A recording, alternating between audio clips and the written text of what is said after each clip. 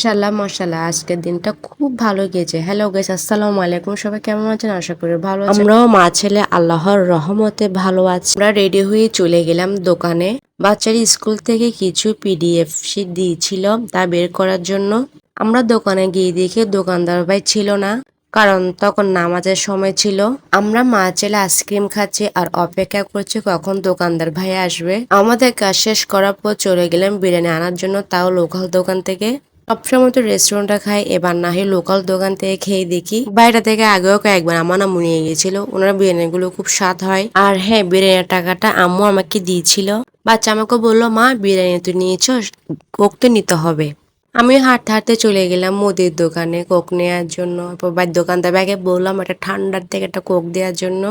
আমার কোক খুব favourite. Coke বলতে আবার আপনার কোকাকোলা মনে করেন না, আমি ম্যাক্স কোলা নিয়েছি। এরপরে আমরা একটা রিক্সা খুঁজতেছিলাম, পেয়ে গেলাম রিক্সা।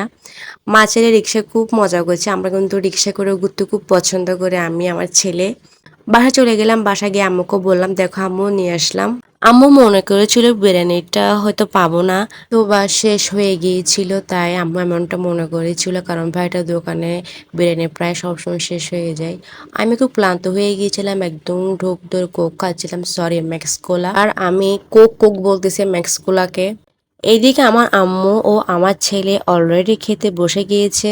আম্মু আমাকে বলেছিল ওদের সাথে খাওয়ার জন্য, বাট তখন রাত 9টা বাজে, আমি তো তাড়াতাড়ি ভাত খাই না। আর এদিকে আমি বসে বসে তাদের নানি নাতির আদর ভালোবাসা গুলো দেখছি আর হাসছি। তো গাইস, আজকে এ পর্যন্ত। সব ভালো থাকুন, আমার জন্য বেশি বেশি দোয়া করবেন। আসসালামু আলাইকুম, আল্লাহ হাফিজ।